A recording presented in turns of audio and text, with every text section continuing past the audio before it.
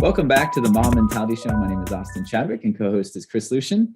And today we're going to talk about the weird topic that might sound really strange to many people of mobbing email. So instead of like mob programming, it's going to be mob emailing, So I guess maybe Chris, maybe you can set the stage a little bit on when you've tried this, when you've seen it work well, maybe when you've seen it not work well. What's your thoughts here? Oh man, so this is like really funny because when we first started mobbing, it was like it was really interesting because we were like, oh, maybe somebody can go off to the side and send an email, and then I started to notice that certain levels of maybe EQ or emotional intelligence in general was like either could use some work, or maybe some people really had good stuff, because we everybody would see the email eventually because they CC'd everyone on it, and it's like,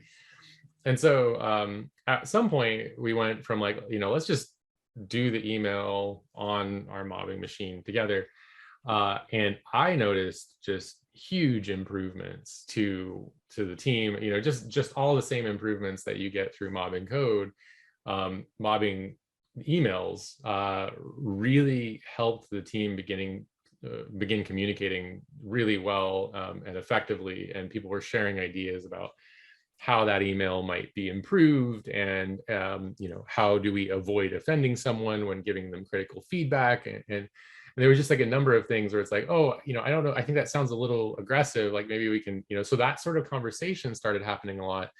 And I remember when we started mobbing, our relationship with our product owners, some were good and some were really bad. And I think that we were, again, like, this idea that you get the best from the team on all things, and from everyone on the team. And so if somebody's having a bad day and they write something in an email that is questionable, then there are others to help catch you, right, and you refactor it together and replace this sentence, do this, do that, and yes, that's good enough, let's move on.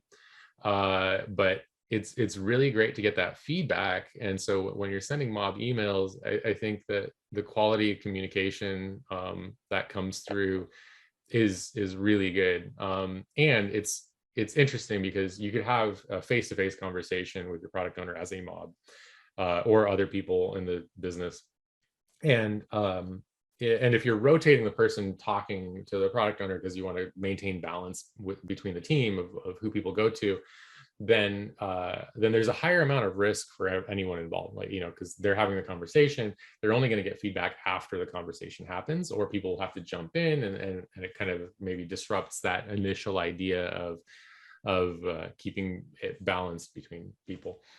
And so I find that email is a really great place to learn how well you may sound or not, and to give feedback around that, given an email, especially because it's such a difficult medium to communicate emotion well in.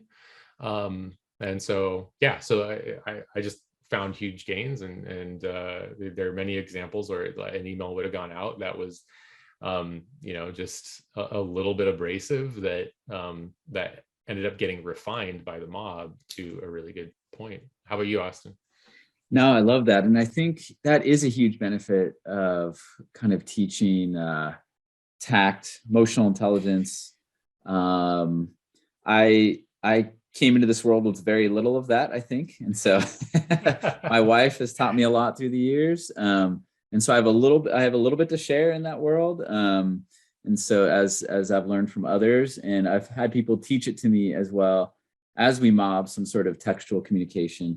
And I've also seen it be a good place to teach others as well. So not only, the tact and the sound of the email, but like setting the stage. Because sometimes, you'll send an email that's just like fact. And it's just like, well, what is this? What is this about? What's the context? So I'll often see when we're mobbing communication, it'll be like, here's the situation. Here's what we'd like to happen, and here's the impact, why, or something, what I mean? Like a little SBI, so to speak. So it kind of sets the stage for the audience. So I see that could kind of get added in. as well. And I think this works for chat and documentation or anything that is collectively done. I have more to share, but I guess I want to go to one anti-pattern first that I think is kind of a benefit of kind of doing ensemble first or mob first with something like email or any kind of asynchronous form of communication. Is that what I'll often see is that, hey, we're mobbing, oh, we need to do asynchronous communication, or someone navigates that or starts doing that, right? And then someone like partway through the message just says like, hey, why don't we just call them? Or why don't they just join the mob? Or why don't we just, because often someone will notice that like they play in their mind the chat or email conversation back and forth for this particular problem. Like say it's a complex problem. And I don't know, I do that sometimes and I'm like, this is going to take 5 hours to figure out. Yeah. In all likelihood, because this is so complicated. If we turn this asynchronous thing into a synchronous thing, we probably figure it out in 5-10 minutes, where we're sharing screens and there's a lot of high bandwidth communication and things going on. And so I think it's you'll eliminate that waste by the fact of mobbing it. Yep. But there are still cases where you do need to do asynchronous communication, right? Yep. The person you're communicating with is out of the office, or it's a third party thing and they're unavailable at the moment or something like that. And it's valuable to send the message right now. There's a lot of situations where it is still worthwhile. Support, and then all those benefits kick in of what you're talking about, right? So yeah. And I think that it's important to note, you definitely want to give feedback even in synchronous communication, but this is. So synchronous communication does not allow well for iterative refinement. And so if this is like something that you feel like you and your team struggle with, like you might even be doing a book club with your team on crucial conversations and maybe the book How to Win Friends and Influence People, and maybe you've struggled with synchronous communication. There is something I think to be said for writing an email that has been refined by the team, or at least writing it out and then deciding to make the phone call, given the context of the refinement that was done, because this is something that you're actively practicing. Even pretending that it's going to be an email before you make the call can really allow for, I think, learning to happen before that occurs. And so, because I think, far too few people maybe pay attention to their interpersonal relationships while making communications, or people just believe that they're bad at it or something like those. And so, as we all know, we can improve and we have growth mindsets, all of us, and that sort of thing. But making it easy for us to, climb the stairs of emotional intelligence can be a really valuable thing. And so, I would just say, always favor synchronous communication, but with the exception of maybe it's gone wrong a number of times, then you might do some preparation ahead of time. No, and I think that's good advice, right? So even if it's a good thing to practice and help each other grow in, because it is a general life or career skill, right? Like business writing or technical writing is a skill that's important in many sectors. And likely every sector to some degree, right? And so I think you're right that it's a good thing to help each other grow in. And I had a couple of stories of when I've seen this happen as a mob. That's been really fun to watch and some good results. But before I jump into them, one thing I wanted to point out is it is kind of a cool moment for a team that's been mobbing for a while or ensembling for a while. And they start to make group accounts. And I think it has a positive effect on their interactions with, stakeholders or customers, is that, instead of seeing this person or as the silo for this tech or this information or this domain knowledge, asynchronous communication is coming from a mob account or a team account, right? So the team often will update their signature with the 3 names and then like the name they've given themselves, for that team or mob. And I think that generates lots of good benefits, side effects, basically, is that the external world that mob interacts with starts treating them as a collective entity, as opposed to, oh, that group of people where this person is the leader, or this group of people where this person's the talker, so I'm going to go to them, or whatever, right? And so it provides an interface to make more collectivism, which helps with siloing. And also, if you want to go on vacation, you know that there's people who can carry that information along and while you're gone, and all those kind of side benefits. Yeah, and then I guess I'll share one story, which was actually quite funny. So I think we were in a team, and it was a team of 3, and we were often mobbing, but we did this pattern where when the security person called, and it was just asking like basic information, one person would just take the call and walk away and handle it, just to answer questions, right? And what happened was, I was the person taking the call that time, and then I was sending a follow-up email, and I'm like, I think I need help with this, because it was a third-party security thing or whatever. And I brought the rest of the mob into the email. And what was very funny, it was the 2 in the mob, and then there was a visitor as well. And the visitor and the mob very kindly, hugely refactored my email. So it was very verbose. It had all like the, if there were code smells, email smells, like, it's using 6 words when you can use 1, passive voice, all this kind of stuff. And it was, and so the before and after was very dramatic, and we were all laughing about it afterwards. And I was like, I learned a lot from this email session here. So, yeah. Did you have any email stories that come to mind, Chris? Yeah. I think it's just a lot of examples of that. But like maybe a good one that, turning like concept generation into an iterative activity, can also be done, asynchronously. I think especially with like working on a PowerPoint with somebody else, right?